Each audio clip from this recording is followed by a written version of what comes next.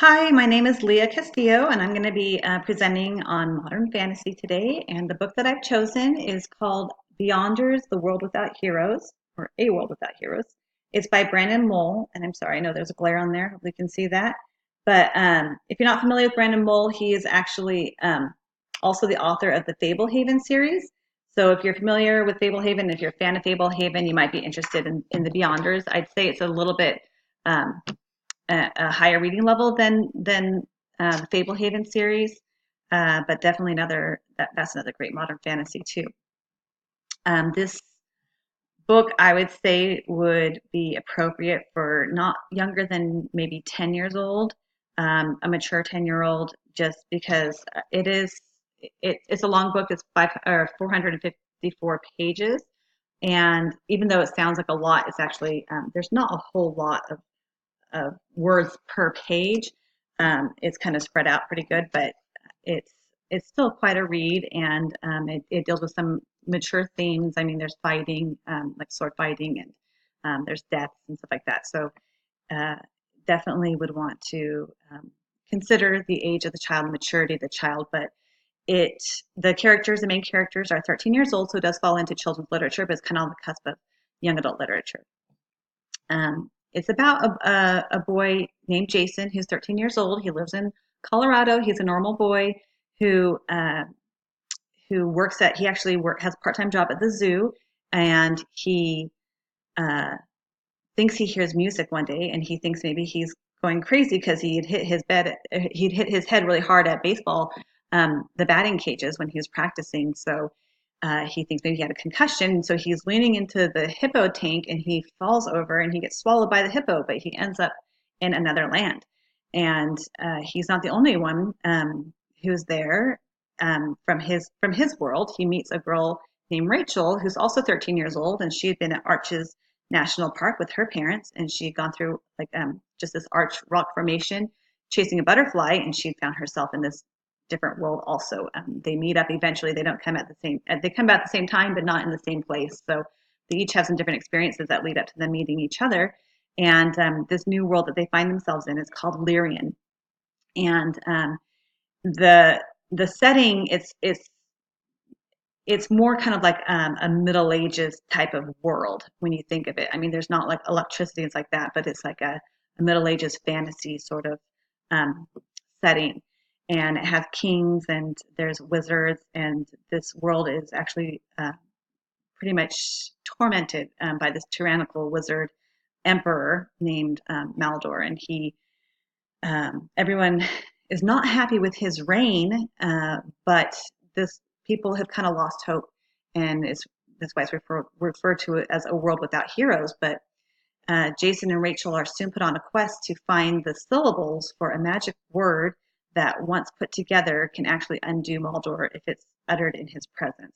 So they find out that by completing this quest, that's their best chance of returning back to their own homes.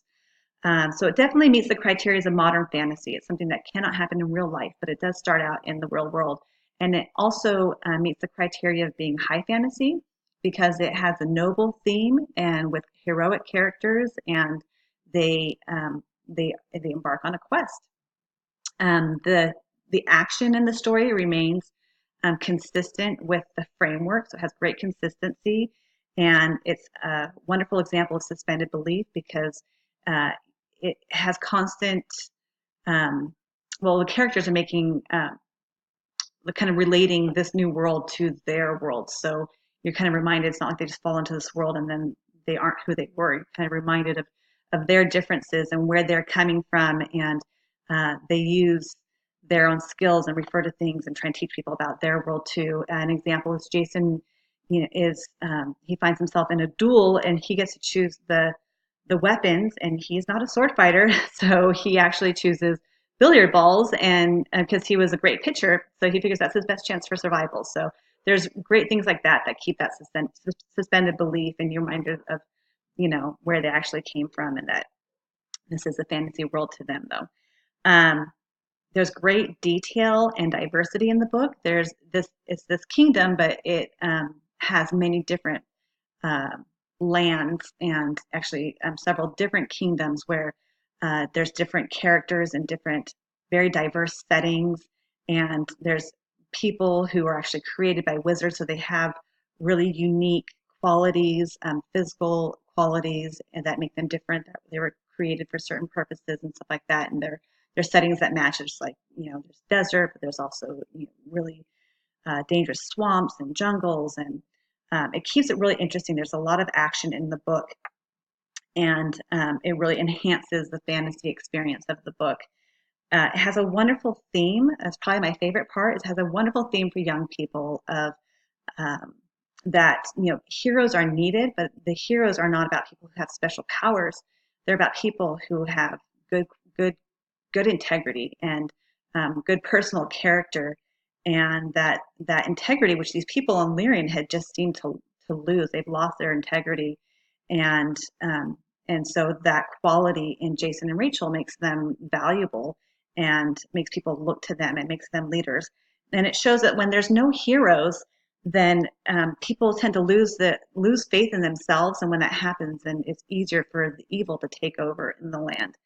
Um, this book really helps children to evaluate the significance of their own actions. Even the smallest thing can be really important, and like the importance of having knowledge and having that good character and integrity. And it also shows that children can be powerful. I love that Jason and Rachel, they're 13 years old, but they're not looked down upon. They're still valued for their qualities, and they're not just seen as children.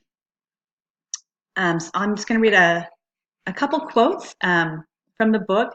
Again, these are kind of spattered throughout the book, but just examples of the theme is that a hero sacrifices for the greater good. A hero is true to his or her conscience. In short, heroism means doing the right thing regardless of the consequences. And for each of us, destiny is a blend of potentials, circumstances, and choices. So it's not only an entertaining book, but it has great morals and lessons, and I highly recommend it for anyone who is interested in modern fantasy. Thank you.